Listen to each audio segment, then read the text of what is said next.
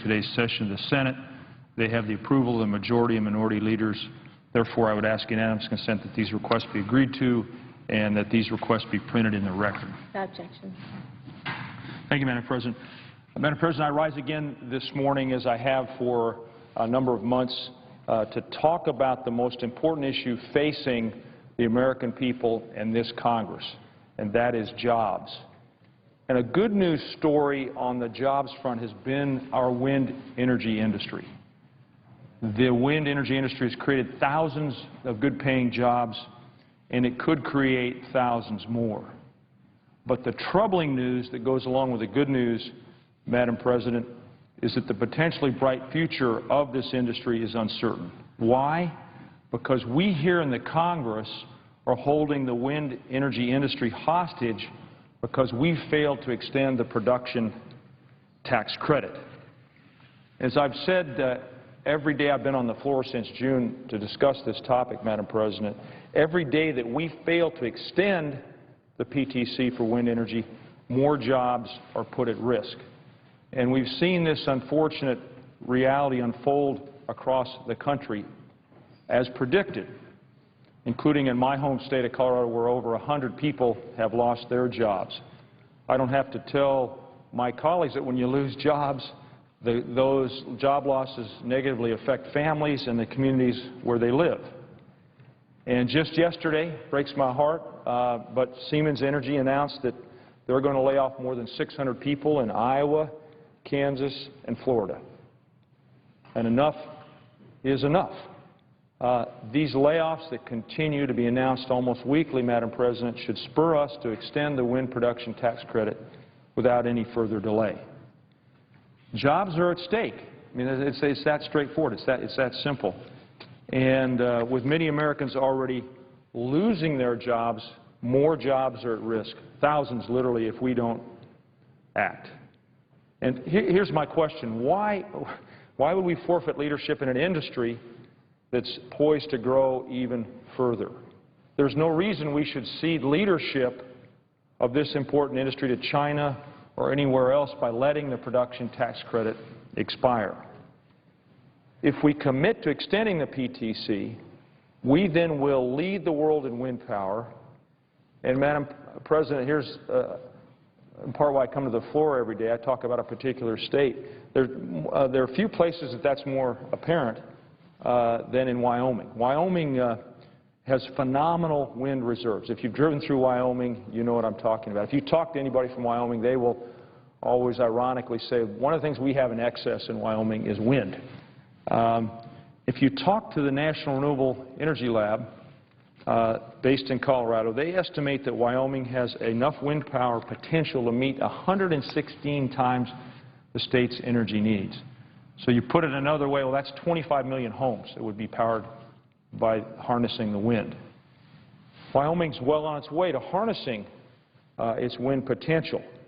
Well, why? Because although it ranks 11th, which is not a shabby number, frankly, in the nation for installed wind power, there are plans to nearly quadruple the amount of wind power in the state of Wyoming. And not only would that create thousands of jobs, that goes without saying, it would produce enough electricity to power 1.5 million homes. And the construction of those projects will create hundreds of nicely paying renewable energy jobs right in the state of Wyoming. That's no wonder then that the massive wind potential in Wyoming has also attracted investment from manufacturers. And to make that point, I want to share a development with you. Last year, a plan to build the first wind energy manufacturing facility in Wyoming was announced, and it was a joint venture between the Spanish wind manufacturer Gestamp and an Ohio-based company called Worthington Industries, and they formed a conglomerate called Gestamp Worthington Wind Steel. And the companies announced they would build a facility in Cheyenne, Wyoming. There would be 150 good-paying jobs attached to that facility, and they plan to invest $40 million in the plant. But here's the twist, Madam President. You've heard me say this before about other projects. That project has now been put on hold. Those jobs and the millions in investment that were planned to be directed into Wyoming have been shelved. And this isn't an isolated incident. There are wind manufacturing facilities and wind projects across the country where we're seeing exactly the same thing happening. And the reason's clear: uncertainty over the future of the production tax credit. So our inaction here in the Congress is putting good-paying American jobs at risk and reducing opportunities for further investments in this growing industry. And there's just no reason for it. The PTC has strong support from both sides of the aisle and from both houses of the Congress, and of course a broad array of groups in the private sector support the wind energy industry. And, Madam President, just yesterday a group of businesses from across the country wrote to leaders in the House and the Senate urging us to bring up and pass an extension of the PTC as soon as possible. Businesses like Starbucks and Levi's joined a diverse group of companies, including Colorado's own Aspen Skiing Company and the New Belgium Brewery, in urging us in the Congress to work across the divide, work across the aisle, and extend the PTC. These companies understand how positive the production tax credit in our wind industry has been for jobs and for our national security and our clean energy economy, and they made that case yesterday in a letter, and I'd ask unanimous consent that the letter be included in the record. Without objection. So, Madam President, as I conclude, I want to also remind all of us that this, in August, before we adjourn for our month of a state work period, our Senate Finance Committee passed legislation that would include an extension of the production tax credit. I was really encouraged to see that the committee bridged the partisan divide here to advance what is really truly a common sense policy that will help our American economy and our middle class. We should build on what the Finance Committee did and take up and pass this legislation as soon as possible. The longer we delay, the more jobs we put at risk and the more that our economic recovery is at risk. It's very simple. The production tax credit equals jobs. We should pass it as soon as possible. So, colleagues, let's work together. Let's find a path forward, and let's pass this critical tax credit as soon as possible. Madam President, I yield the floor, and I note the absence of a quorum. Clerk will call the roll. Mr. Acosta.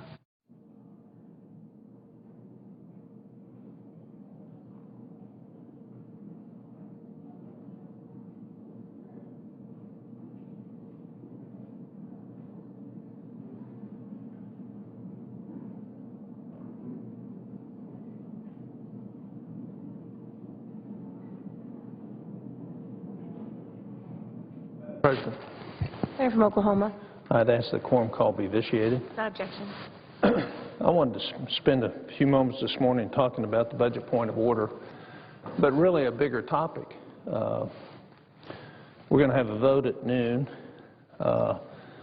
and the question in my mind is, will we, at some point in the future, recognize the hole that we're in? When I talk to individual members, they all agree, yeah, we're in a hole. We've got a problem. And it's getting ready to bite this country in ways that are unimaginable in terms of its impact on the everyday citizen of this country. And yet, in the Senate, we've done nothing to address the bigger problems facing the country. And now we have a bill that has a budget point of order that's lying against it. And the question is will we continue the behavior that put our country in the problems that we're in today, or will we take a new track? The desire to help veterans is a noble desire. But there's a lot of points about this bill that the average American and the average veteran ought to be asking. There's also questions about what are the other things that we're doing for jobs for veterans and how well are they working? We have 6 veteran job training programs. We already have a preference across the federal government for hiring veterans. We have SBA programs like crazy. We have contracting programs, 8A and 8B. We have all these programs, but not one hearing has been held by the Committee of Jurisdiction oversighting the job training programs or the other programs that we have to enhance the economic well-being of our veterans. And so what we have is a bill that's brought to the floor that has good intentions behind it, but shows the absolute laziness of Congress in terms of really digging things out. When the GAO issued their duplication report on the job training programs for veterans, 4 of them do exactly the same thing. None of them have a metric. So we don't know if they're working. And we haven't held a hearing to find out if they're working. But what are we doing? We're proposing another job program for veterans without having done the serious work of how we invest $1 billion. Now, the other thing that we should note is we're spending $1 billion a year right now on veteran job training programs. This bill has $1 billion over 5. The second point I would like to make, and I think it was made by the ranking member of the Budget Committee, is there's no honest accounting in this bill. Regardless of the budget point of order or the blue slip, the non-constitutionality of originating revenue bills in the Senate, is there's absolutely no transparency, nor correctness, nor character or integrity in the financing of this bill. When we find ourselves $16 trillion in debt, and we're going to pay for another bill over 5 years by 10 years of changes, we never get out of the problem. We make the problem worse. What are we doing? And who are we doing it for? And are we really thinking about veterans when we don't solve the bigger problems and we have manifest presence in this bill of the very problems that we say we need to be addressing, and yet we're making them worse with this bill? We're making the financial problems worse with this bill? I'm befuddled and disappointed that we cannot, as a group of individuals who all love this country very much, come together under some certain baseline principles that we ought to be operating in the Senate. And the first of those ought to be we ought to do nothing now that makes the problem worse for our kids and grandkids. You know, we're at now over $200,000 per family of debt per household in this country. We're over 200,000. It's actually about 225,000. Now, think about that median family income over the last 4 years has gone down 9% in this country. 9%, and we're going to make sure it goes down even further if we continue to do what we're doing in this bill. So we've gone from $54,900 median family income to $50,200 in the last 4 years at median family income, and we've got gas prices as high as they've ever been, and we're going to perpetuate a system that says we're going to continue to make the problem worse, not better. There's also another little gimmick in this bill that if you were to do it in private, you'd go to jail for. And that is we're going to charge corporations more income tax than what they actually owe to get past a year, and then after the year's over, we're going to flip it back so we can say we paid for something when we really didn't. It violates all aspects of integrity and honesty. And you know what the answer I hear is why we're doing it? Oh, well, we've done it in the past. Well, it wasn't right in the past, and it's certainly not right now, to lie, to cheat, to be dishonest about the accounting principles surrounding this bill in terms of how we pay for it. Because in essence, it violates PAYGO. The very rule that we say was going to help us get out of our problems that 67 times has been waived in the last 3 years. Matter of fact, I don't know the last time a PAYGO challenge was not waived. So the second principle that we ought to be dealing with is that we ought to follow the rules that we set up for ourselves that are supposed to discipline us in terms of getting our country out of the problem, which we are regrettably, continually ignoring. So if, in fact, you want to help veterans get jobs, there's a lot of ways for us to do it. One is make sure the job programs that we have today are working, and they're not. And if they're not working, why are we continuing spending $1 billion a year on it? Number two, create a level of confidence in this country by our own behavior that we're actually addressing the real problems in front of the country rather than the political dynamics of an election that says we want to do something, and everybody in this chamber knows even if we pass this bill, it's not going to accomplish anything because, in fact, it has a blue slip against it because of the Constitution. So on Monday mornings when I get up about 4:30 to catch a flight to come back up here. And I've noticed that I have an attitude problem. I don't want to come anymore.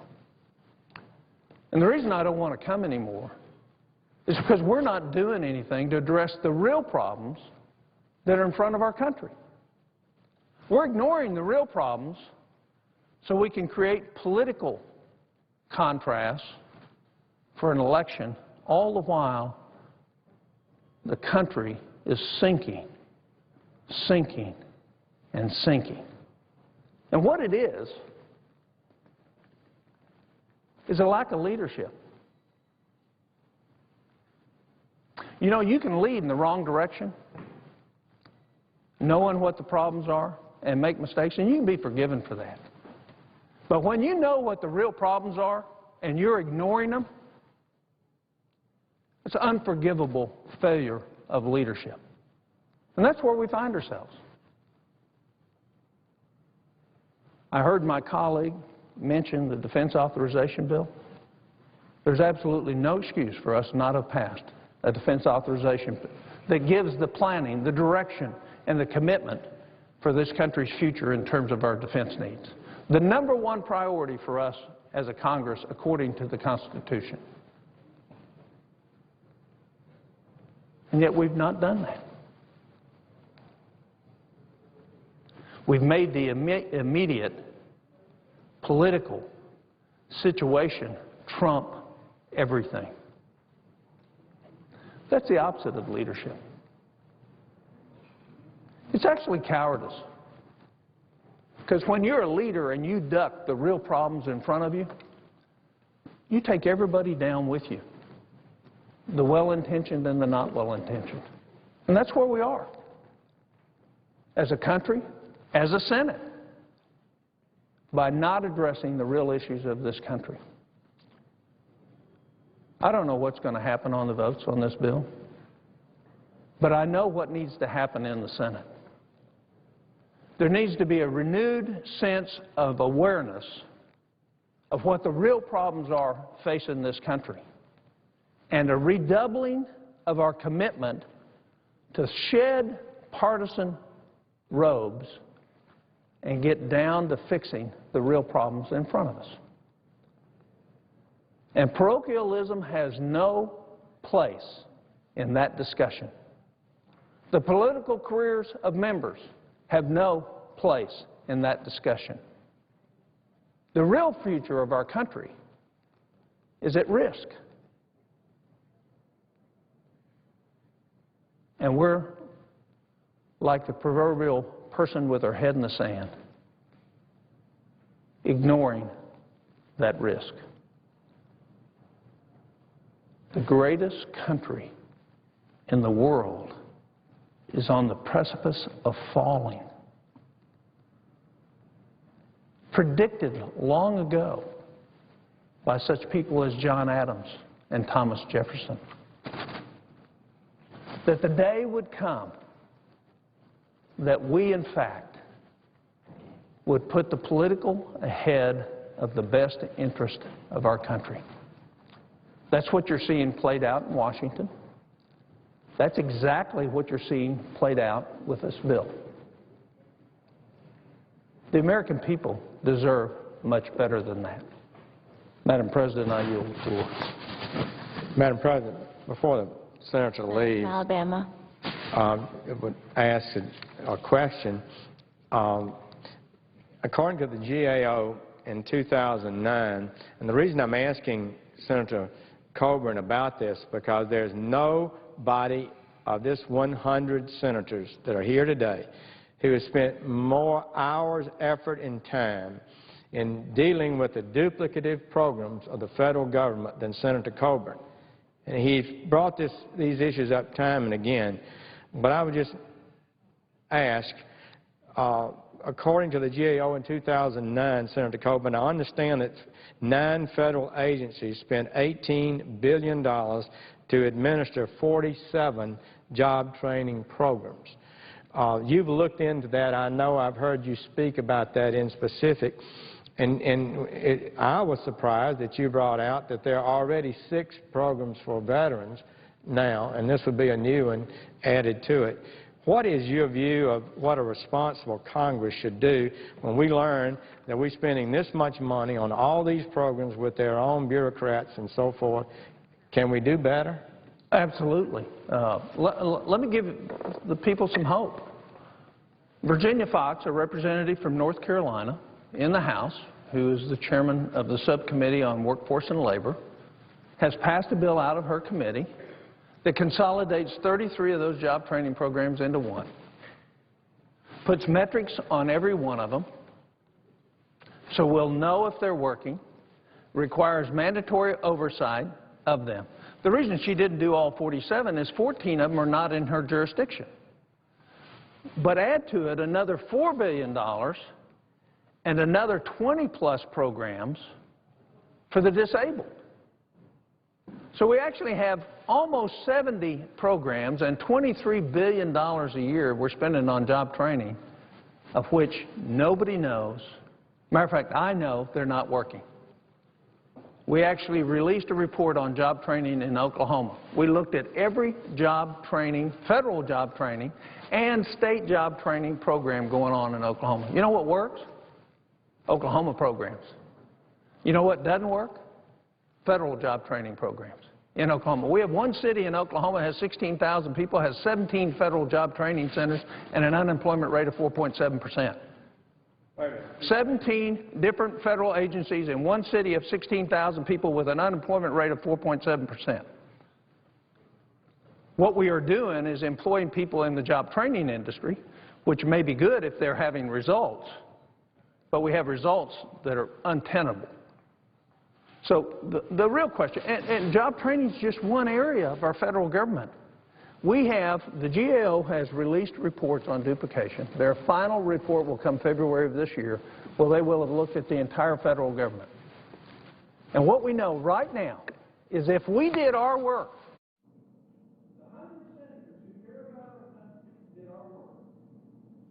10 years, we could save $200 billion by eliminating duplication in federal programs.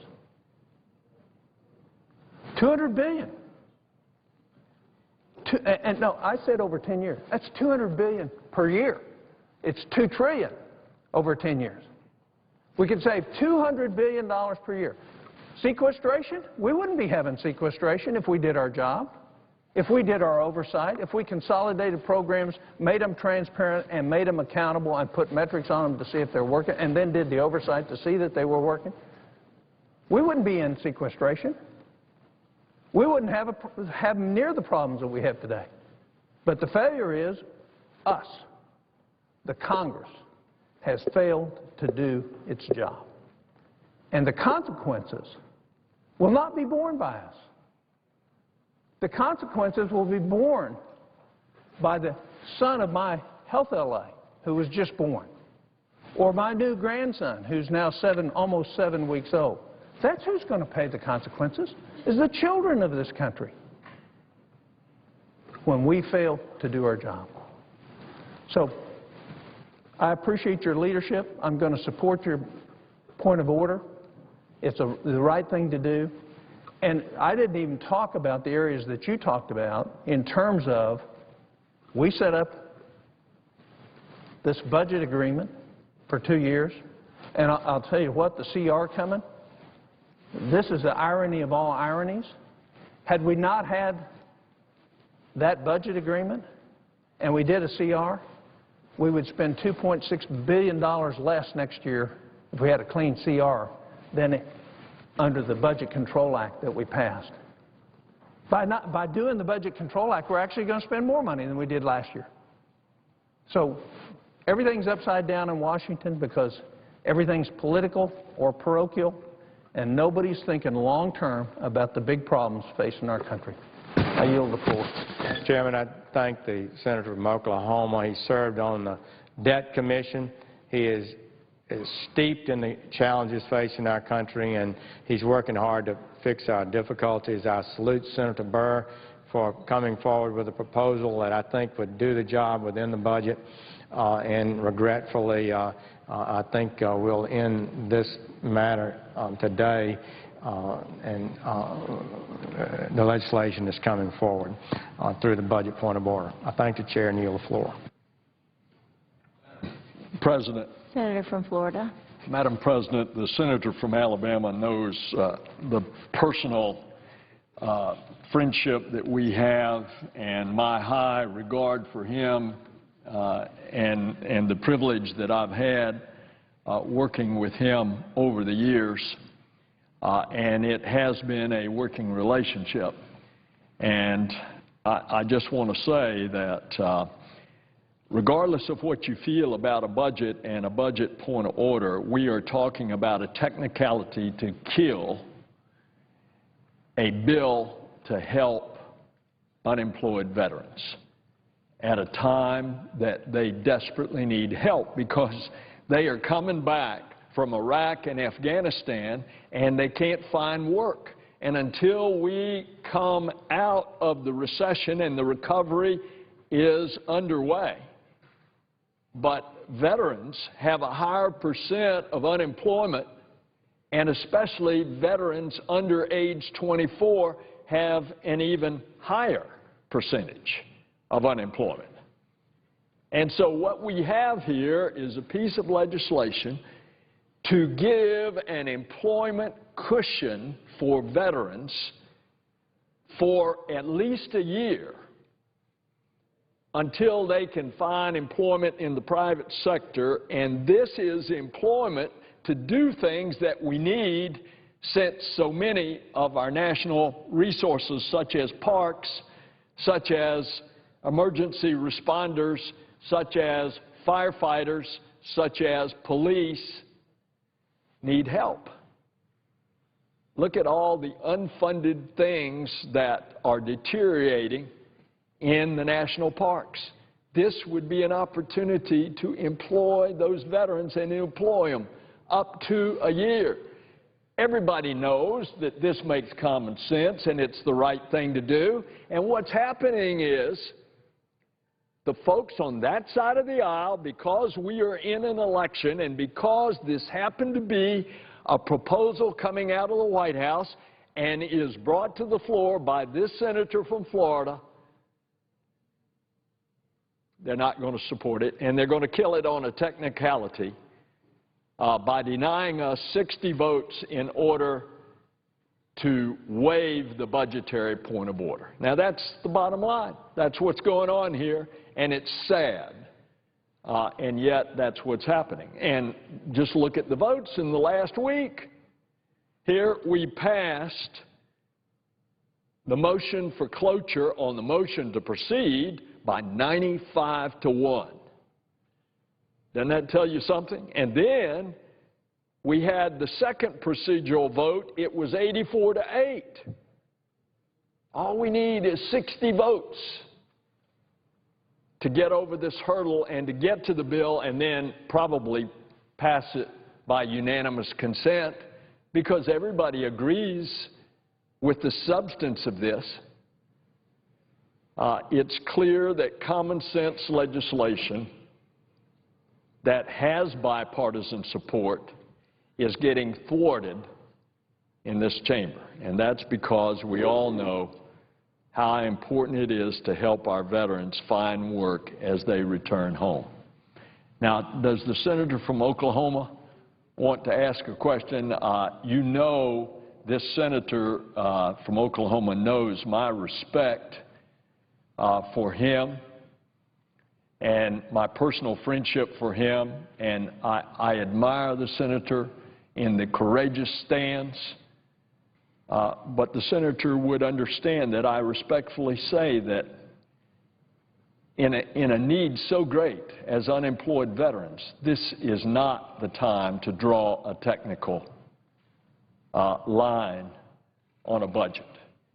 And I would earnestly and respectfully request of my friend that this be one of the considerations that he would make.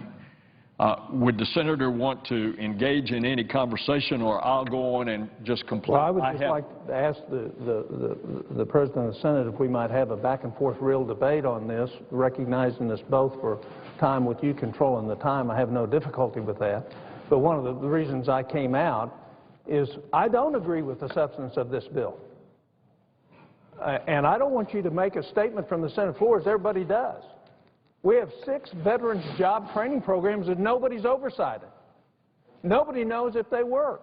What I would suggest to my friend, and he knows that he's my friend, if he has a difference of opinion, I respect that, and I want him to share that. I'd like to go on and just complete my very brief statement here, and then I will follow up after. For the senator to state whatever it is. The unemployment rate among veterans returning from Iraq and Afghanistan was hovering around 11%. And for those unemployed veterans in the age 24 and less, it's even higher. We've taken steps to combat this problem. This past summer, we passed legislation that will help veterans get federal occupational licenses when their military training matches civilian requirements. That made sense. That made common sense. As a matter of fact, we got that through the Senate unanimously, and that was signed into law. And that was to say that a veteran gets all of this specialized training, and they ought to be able to utilize that training without having to go through all the training and the kind of licensing. And we could do that, and what we passed and is now law, we could do that in federal employment where there is a similar kind of requirement.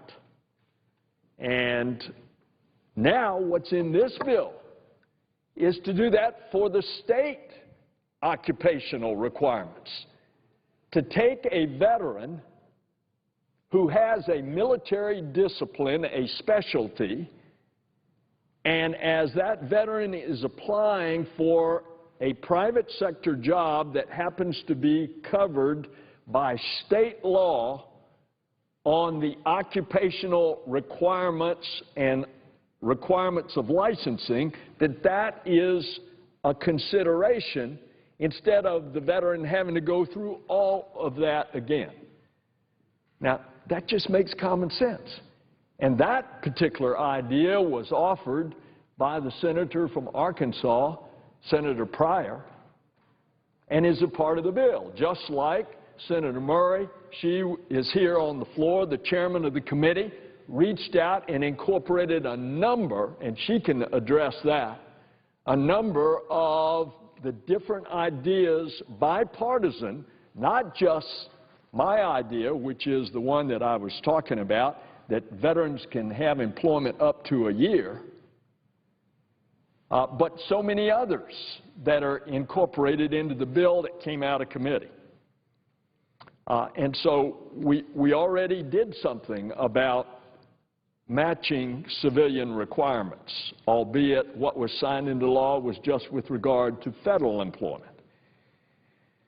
Last year also, we passed a bill that granted tax benefits to companies that hire wounded warriors. And, of course, you know what inspiration that all the rest of us take from the wounded warriors. The senator and I, from time to time, go to Bethesda, to what used to be called Bethesda Naval, now is the combined all military services, Walter Reed. Every one of us that goes out there and you suddenly see these veterans coming in on these new kind of computer control prostheses where they can actually walk and run, even when their leg has been blown off above the knee. It just pulls at your heart, and yet you're so glad that technology has moved. But those same ladies and gentlemen need jobs. And until the recovery is complete, they're having difficulty. And that's why I filed this bill. And the chairman of the committee and the ranking member have done their best to work across the aisle. Veterans don't care to hear about why we can't help them. They don't care to hear about technicalities of a budget point of order. They want our country to support them in the way that they have supported us, and that is an obligation. A lot of us in this chamber have served in the military, and it's ingrained, I think, in every senator here that we have an obligation to those who have served this country.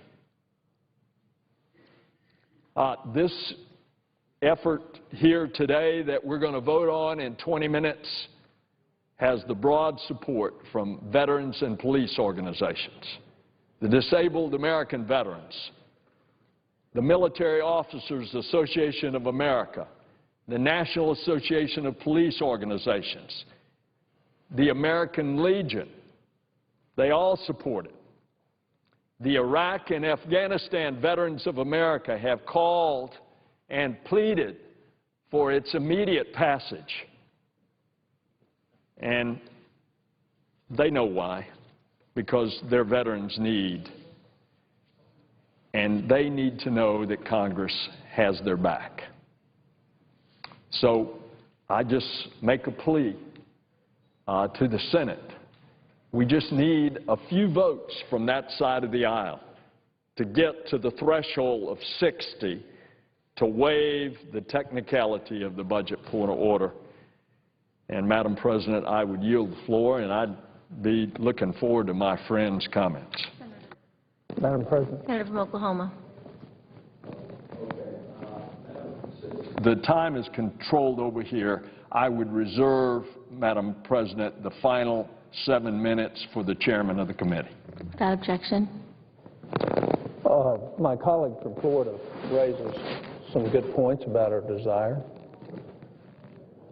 about us wanting to help our veterans. I don't think there's anybody here that does not recognize the significant sacrifice. Matter of fact, it wasn't long ago that the 45th from Oklahoma lost 17 people in Afghanistan and hundreds wounded. the real question is, how do you help them the best? How do you really help veterans? You know, we're going to have plenty of opportunities to always say there's a reason to not do the right thing for the long-term best interest of our country. We've never found ourselves in the predicament that we find ourselves in today in terms of our financial exposure, the real risk to the veterans that have jobs today, which nobody's talking about, the real risk for them. Because when this thing goes down, and I'm talking about the financial collapse of this country, when it happens, those that have jobs that are veterans today are going to lose them. So there could be no more noble cause than to make an exception for veterans. Except that's not what the Senate does. We make an exception every time. Every time.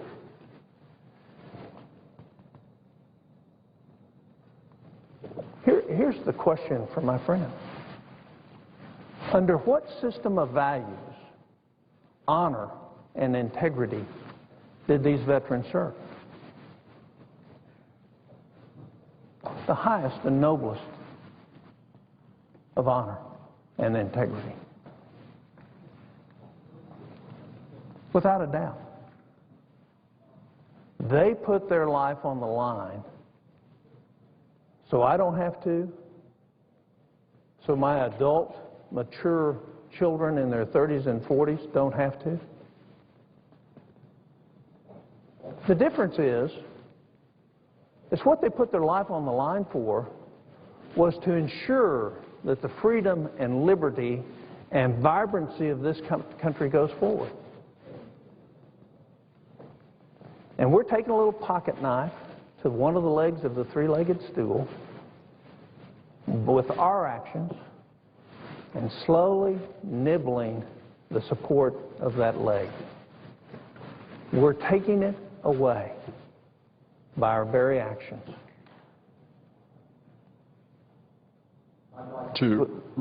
Madam President, I'd like to respond to my friend. Well, if I could finish, since you have the last 7 minutes, I'll be finished well before then.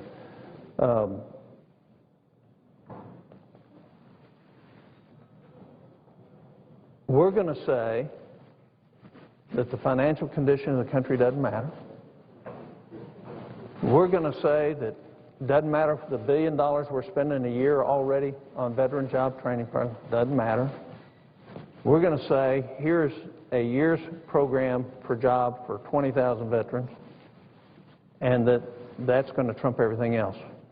You know, you wouldn't have any objection from this senator if you actually really paid for this, one, if you didn't violate PAYGO, and you really did it in a way that oversighted the present job training programs that we have, and you really did it the way that matches the integrity and honor of our veterans. But we didn't do that.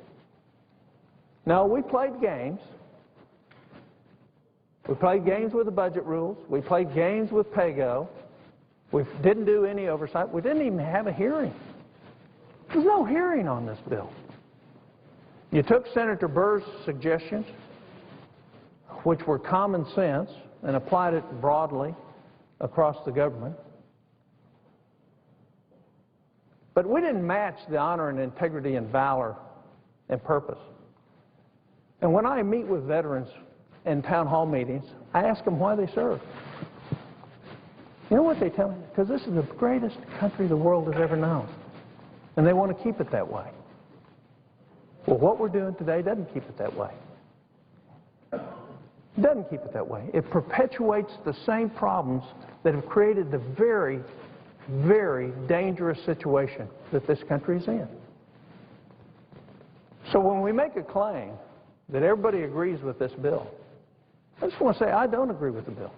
There's a whole lot of ways to help veterans that is better than this, that gives them a permanent job. You know, we passed the GI, the post-9/11 GI Bill, right? You can get paid a stipend while you go to college to learn a new skill, the same as a non-com officer. You get paid for the books and tuition and everything else, so you can become whole as you learn a skill.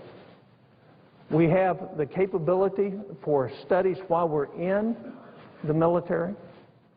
We have 6 separate job training programs that we're spending $1 billion a year on. The best way to help veterans is to fix this country's economic situation, to create opportunity, and they'll fly. Because they've already proven that they have the initiative, the strength, the moral courage, the integrity, and the valor to accomplish anything that they want to accomplish. So, I'm in disagreement with my friend. I think we have a political device in front of us, and I'm going to be very interested to see the character of the Senate on whether it succumbs to the parochial and political over the best long-term interests of the country. And if it does, it just proves that the Senate needs to be changed to truly address the real problems in front of the country. That's what it's going to prove, regardless of the outcome. Do we have the character? Do we match the valor, honor, and integrity of the people who serve this nation in the armed forces with our willingness to sacrifice our political careers to do what's in the best long-term interest of the country? They've set the example for us. The question is whether or not we'll follow their example. I yield to my friend from Florida. Madam President, Madam President, before the time that is reserved for the chairman of the committee, I just want to respond to my friend, and he is my friend, from Oklahoma, by telling him why I think he's wrong on this issue, and tell him by way of a compliment to him. Because the senator from Oklahoma and I, the senator from Florida, had worked together, he being much more prominent in the efforts to bring the budget under the control a year ago. In having discussions across the aisle, often private discussions, what started as a rump group known as the Gang of Six that grew, blossomed into what in effect became a group of 45, and I think that was the number of us that stood up in the Senate press gallery in the summer a year ago, the summer of 2011, and said that we wanted a big $4 trillion plus budget deficit, and we pointed out ways that we could get there. Indeed, what this senator has said, I have heard other Republican senators, and I will name one, who we feel almost and have said very close to identical things publicly, and that is Senator Lindsey Graham, and he stated it on Meet the Press a couple of months ago, that the way you get there is producing revenue through reform of the tax code by going after all of the tax preferences which have ballooned out of control since the last tax reform bill in 1986 that this senator, then a young congressman, voted for, to the point that tax expenditures, tax preferences are now $14 trillion over 10 years. A lot of them have outlived their usefulness. A lot of them, their special interest or sponsors would tell you, we wouldn't want that if we can have a certainty of a lower rate. And therefore, we have said many times on this floor and in public statements, you can take tax preferences, restrain them, use that revenue to do two things. Lower everybody's tax rates, including corporate, streamline the tax code by getting all of this underbrush of preferences out of the way, and then use the rest of the revenue to lower the deficit. Now, I suspect that the senator and I feel very similar about that issue. And so when he talks about reforming the spending process, the fiscal process, which includes the revenue process of this country, then I think we have grounds for significant agreement, and I would hope that we're going to address that in the lame duck session that starts. My plea today is that we don't take it out in this particular case on something that can be done immediately for veterans in need returning home from Iraq and Afghanistan. Senator, yield for a question. Of course. Through the chair, I'd ask the senator, how did he vote on the tax extender package coming out of the Senate Finance Committee? Because that's the real test of whether or not you want to reform the tax code. If I recall, you voted for it and I voted against it. The senator's It's a very time big has difference. expired. The senator's time has expired. Senator from Washington. Thank you, Madam President. And, Madam President, I would remind all the senators we are here on the floor on a very important bill on the Veterans Job Corps. And I want to thank my colleague from Florida, Senator Bill Nelson, for his tremendous leadership and passion on the issue of making sure that our veterans get back to work at a time when they have a 20% plus unemployment rate, and for his work on this bill as we move to this point. Madam President, I have been listening to the debate on this bill, and what I've heard are some pretty weak arguments against the merits of this legislation. I've heard we haven't held hearings on this, on the employment or in the provisions of this legislation. Now, the senators that spoke may not have known, they're not on our committee, but indeed we have had hearings on employment, both last year and this year, and on this bill. Veterans groups and VA at multiple hearings, in fact, have had the opportunity to give their views, and the COPS and SAFER grant programs within this have been around for years, and we know that they work. And on the point that I heard reiterated here is that the bill wasn't paid for or violated PAYGO. Madam President, as all bills that come before the Senate, this bill is fully paid for. It does not violate PAYGO rules. Now, we are going to have a vote shortly on a point of order on this bill. And a vote to support the point of order, plain and simple, says we've spent enough now on our veterans. That's what it says. We've spent enough on our veterans. A vote to support this point of order says that despite the fact that we have paid for this bill, despite the fact that 1 in 4 of our young veterans today are out of work, and despite the fact that veteran suicides are outpacing combat deaths, and despite the fact that more and more veterans are coming home today, we're not going to invest in those challenges. It says we've done enough. Well, Madam President, this point of order puts a price on what we as a country are willing to provide our veterans and says we're not going to do a penny more. It's a point of order that not only will kill our ability, I would tell my colleagues, to pass this bill, but it will also affect every effort we make to improve the lives of our veterans going forward. In fact, just last week, our committee held a markup in the Veterans Affairs Committee. We passed a slew of bills in a bipartisan fashion. Those were really important bills to improve mental health access, to give students new tools so they can maximize their GI benefit, and importantly, would give veterans who have lost their ability to start a family access to fertility services. All of those bills under this would be subject to a point of order, as would, of course, countless of other bills introduced by senators on both sides of the aisle. And there is no end in sight, I would tell everyone, for how long this point of order could be raised. So we have to consider, as we vote on this, the lasting effect of this vote that we are about to take. And we should all consider the fact that veterans are watching this vote very closely. Mr. President, this is a bill that has been endorsed by the American Legion and by the Iraq and Afghanistan Veterans of America.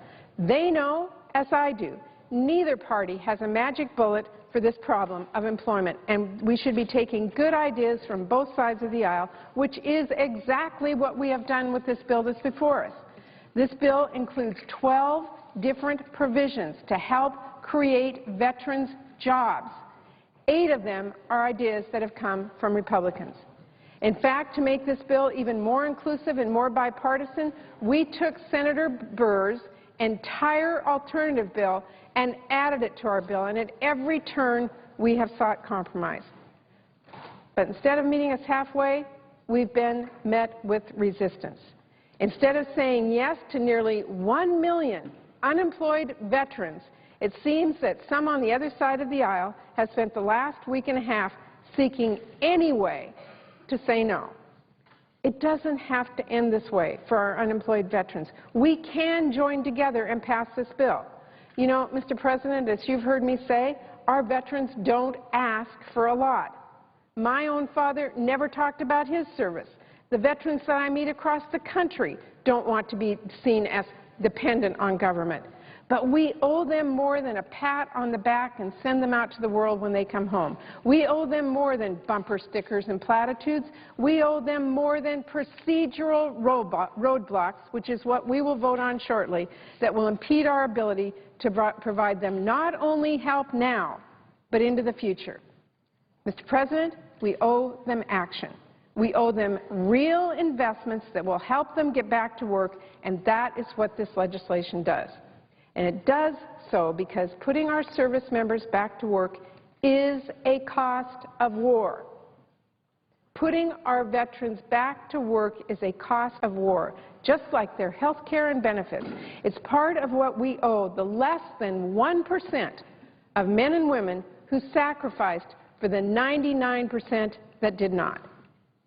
Mr. President, it's no secret that this is not the easiest time of year to get a bill passed.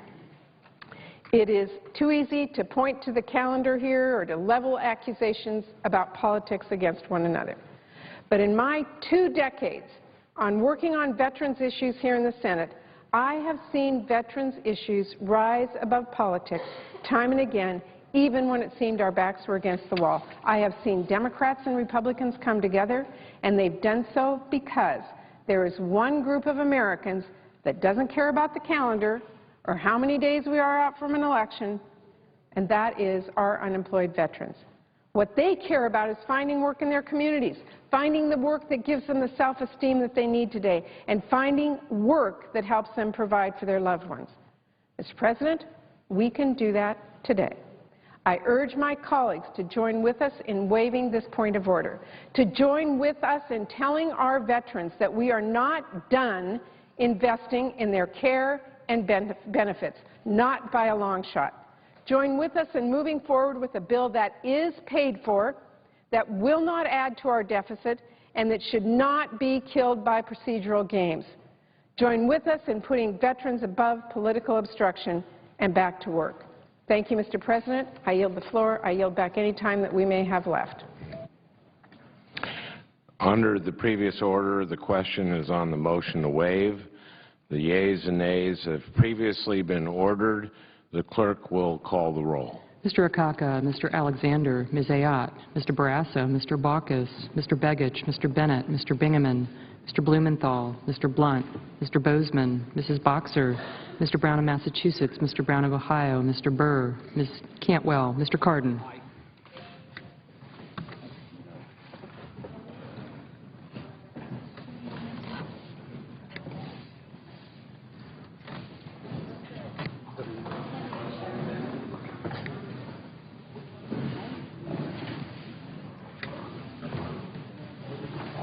Mr. Carper, Mr. Casey, Mr. Chambliss, Mr. Coates, Mr. Coburn, Mr. Cochran, Ms. Collins, Mr. Conrad, Mr. Coons, Mr. Corker,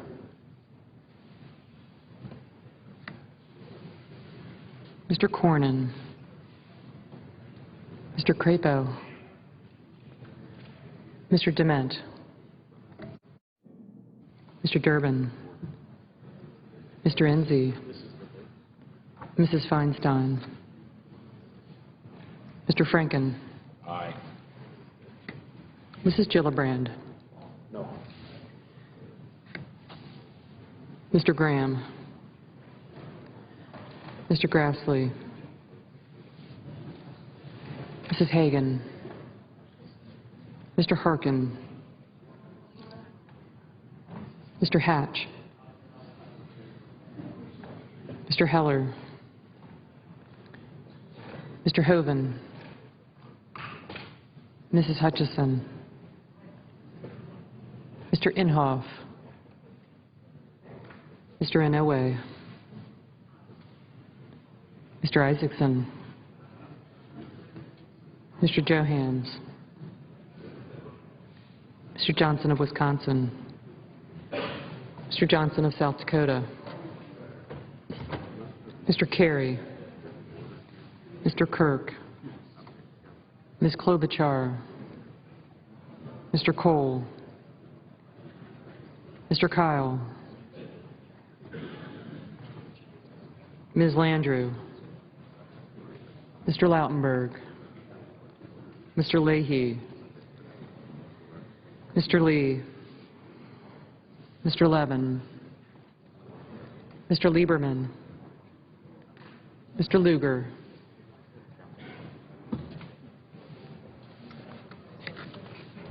Mr. Manchin,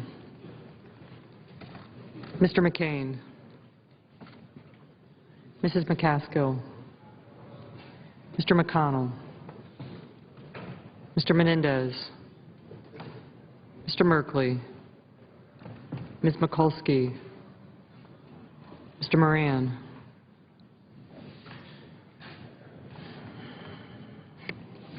Ms. Murkowski, Mrs. Murray, Mr. Nelson of Nebraska, Mr. Nelson of Florida, Mr. Paul, Mr. Portman, Mr. Pryor, Mr. Reed of Rhode Island, Mr. Reed of Nevada, Mr. Risch, Mr. Roberts, Mr. Rockefeller, Mr. Rubio, Mr. Sanders, Mr. Schumer, Mr. Sessions, Mrs. Shaheen, Mr. Shelby, Ms. Snow, Ms. Stabenow, Mr. Tester, Mr. Thune, Mr. Toomey, Mr. Udall of Colorado, Mr. Udall of New Mexico, Mr. Vitter, Mr. Warner, Mr. Webb, Mr. Whitehouse, Mr. Wicker, Mr. Wyden,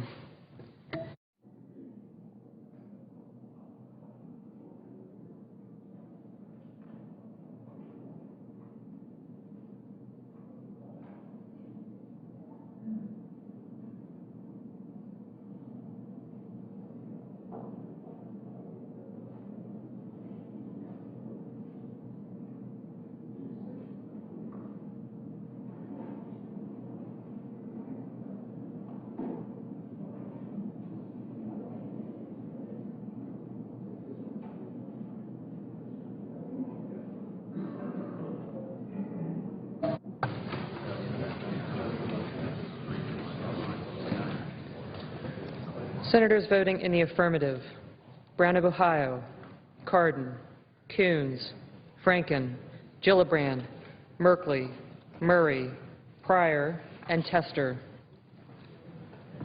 Mr. Durbin. Mr. Durbin, aye.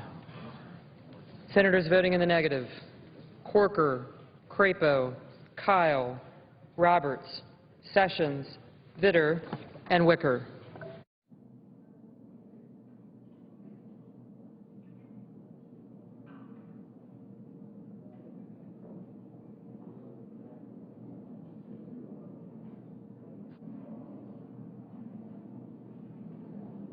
Mr. Coates, no. Mr. Toomey, no.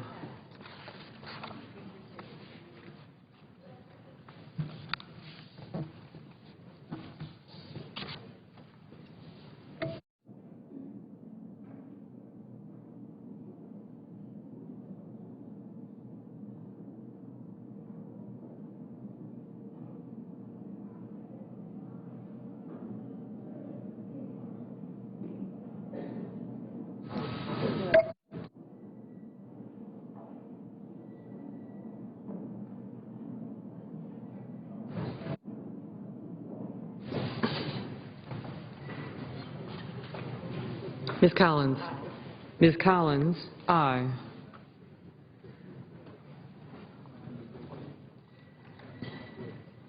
Mr. Wyden. Mr. Wyden, aye.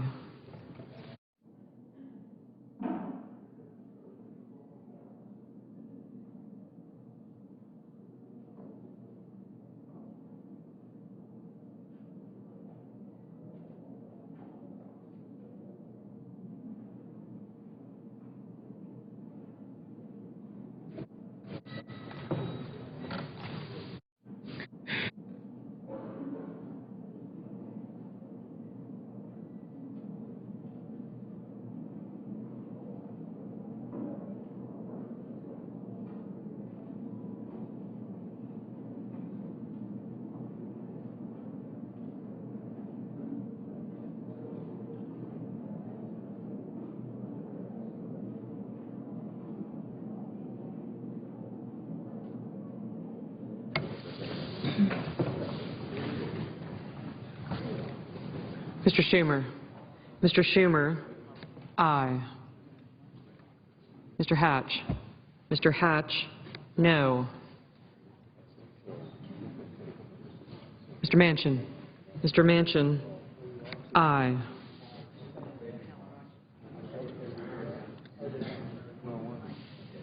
Mr. Bennett. Mr. Bennett, aye.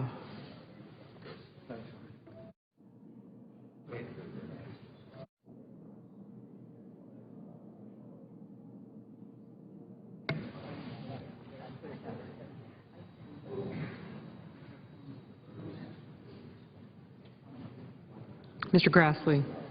Mr. Grassley, no.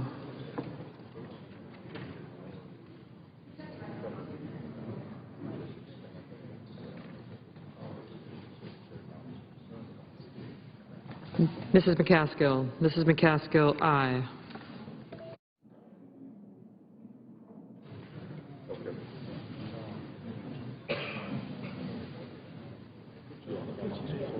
Mr. Lee. Mr. Lee, no. Mr. Johnson. Mr. Johnson of Wisconsin, no. Mr. Dement. Mr. Dement, no. Mr. Webb. Mr. Webb, aye.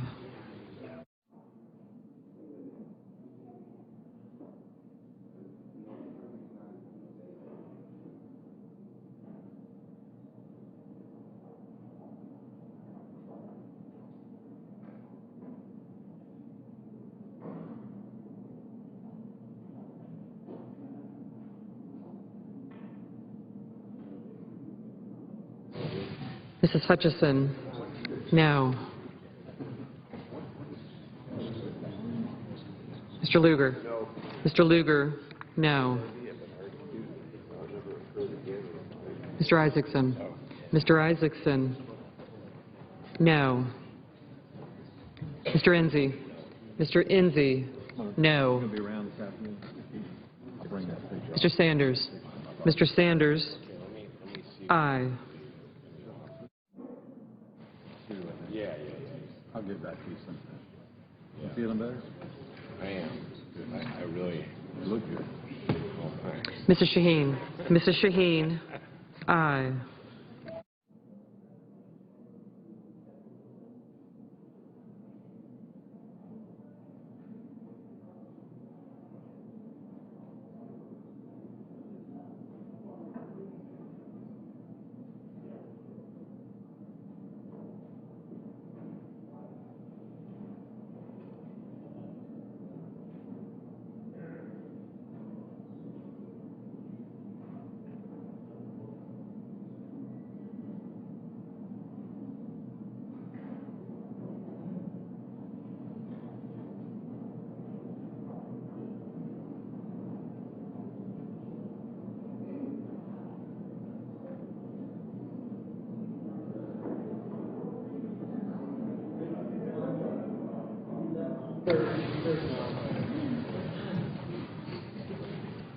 Mrs. Hagan. Mrs. Hagan, aye. Mr. Risch. Mr. Risch, no. Mr. Cochran. Mr. Cochran, no. Mr. Bozeman. Mr. Bozeman, no. Mr. Hoeven. Mr. Hoven? No. Mr. Moran? No. Mr. Moran? No. Mr. Johnson? Mr. Johnson of South Dakota, aye. Mr. Rockefeller? Mr. Rockefeller, aye. Mr. Whitehouse? Mr. Whitehouse, aye.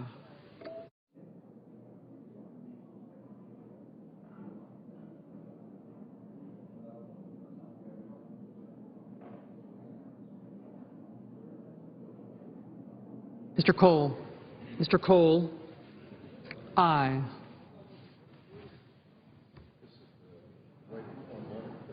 Mr. Blunt? Mr. Blunt, no.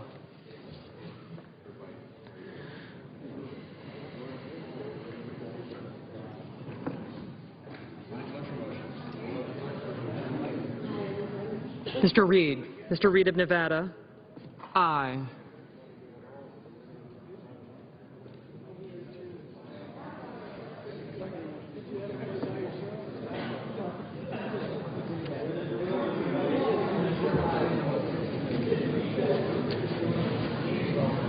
Mr. Portman, no.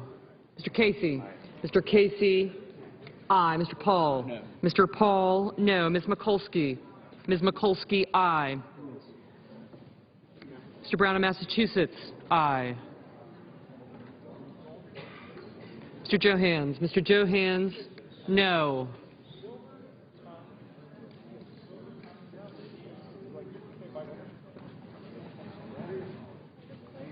Mr. Coburn? Mr. Coburn, no. Mr. Blumenthal? Mr. Blumenthal, aye.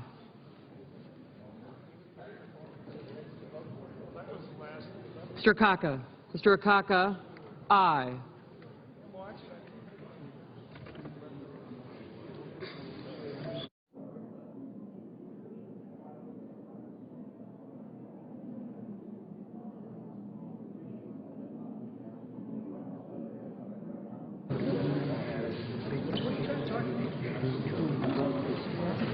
Mr. Alexander?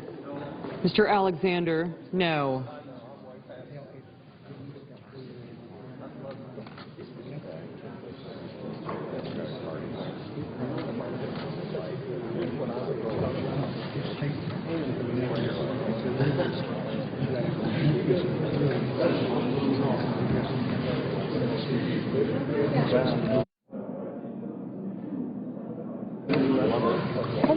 No.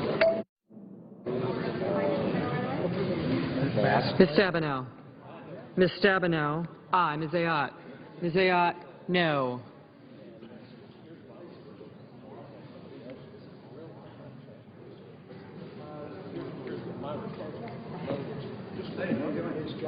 Yes, sir. Thank you. Thank you. That was wonderful. Tell them to go easy. Mr. Warner? Mr. Warner, aye.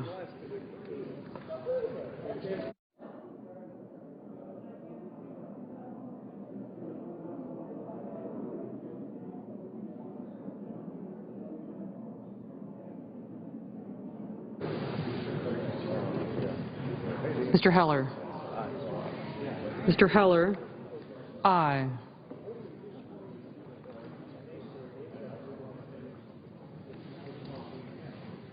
Sorry, yeah, I felt like that's a... Mr. Barrasso? Mr. Barrasso, no.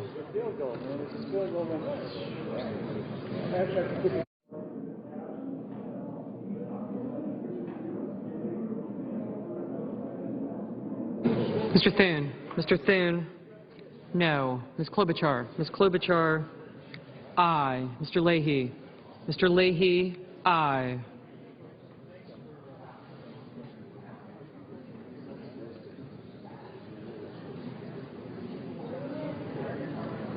Mr. Shelby?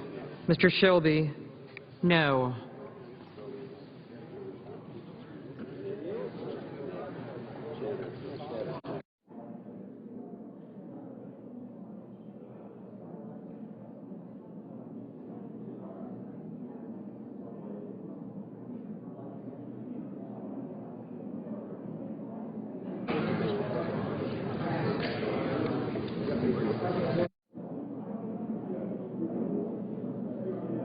Mr. Baucus. Mr. Baucus, aye. Mr. Bingaman. Mr. Bingaman, aye. Mr. Menendez. Mr. Menendez, aye.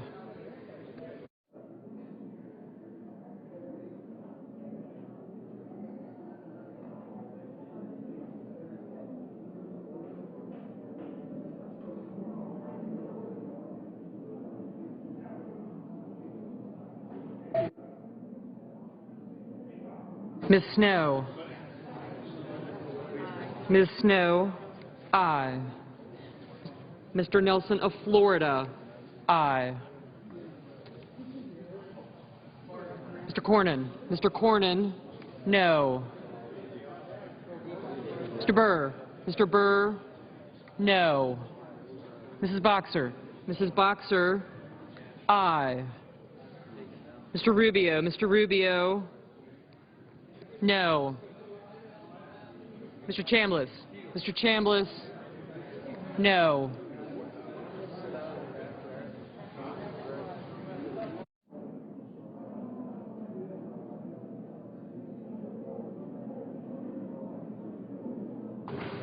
Mr. Inouye. Mr. Inouye, aye. Mr. Graham. Mr. Graham, no. Mr. Begich. Mr. Begich, aye. Mr. McConnell. Mr. McConnell, no. Mr. Kerry. Mr. Kerry, aye. Mr. Carper. Mr. Carper, aye. Mr. Nelson of Nebraska. Mr. Nelson of Nebraska, aye. Ms. Landrieu. Ms. Landrieu, aye. Ms. Cantwell. Ms. Cantwell, aye.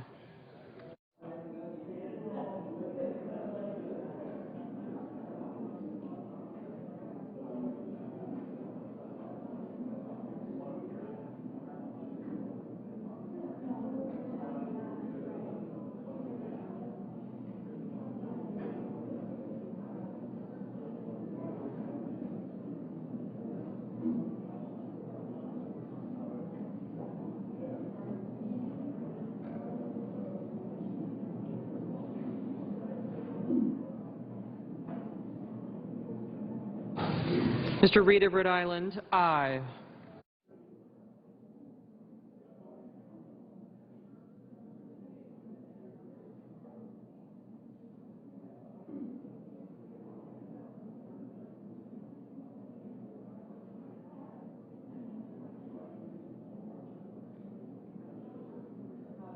Mr. Conrad, aye.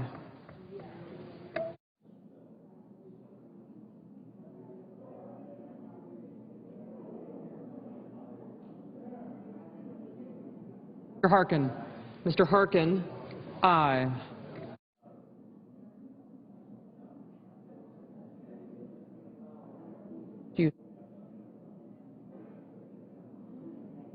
Mr. Udall.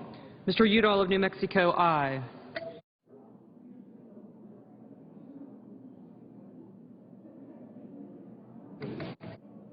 Mrs. Feinstein. Mrs. Feinstein, aye.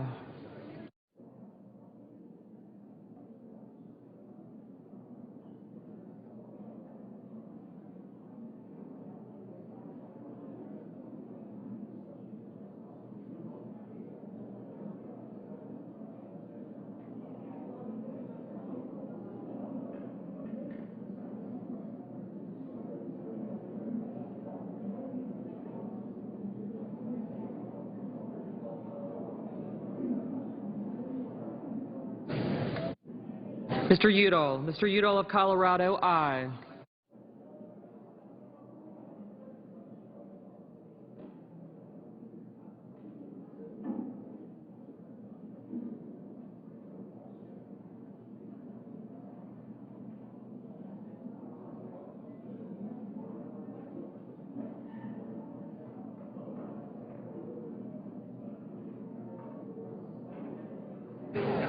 Mr. Lieberman. Mr. Lieberman, aye.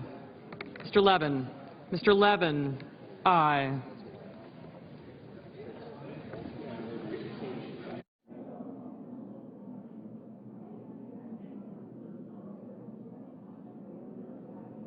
Murkowski. Ms. Murkowski, aye.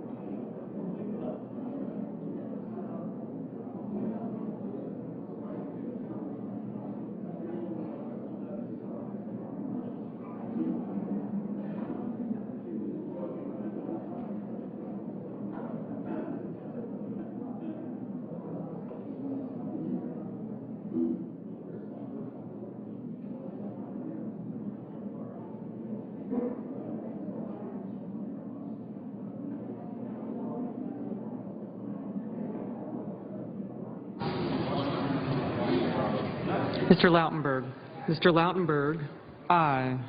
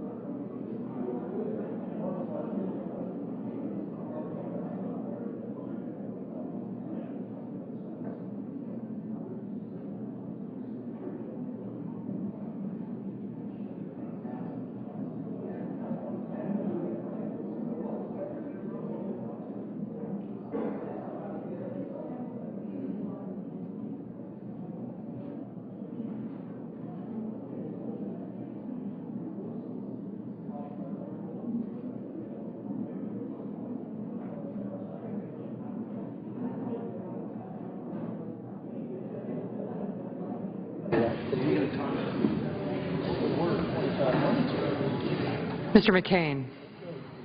Mr. McCain, no.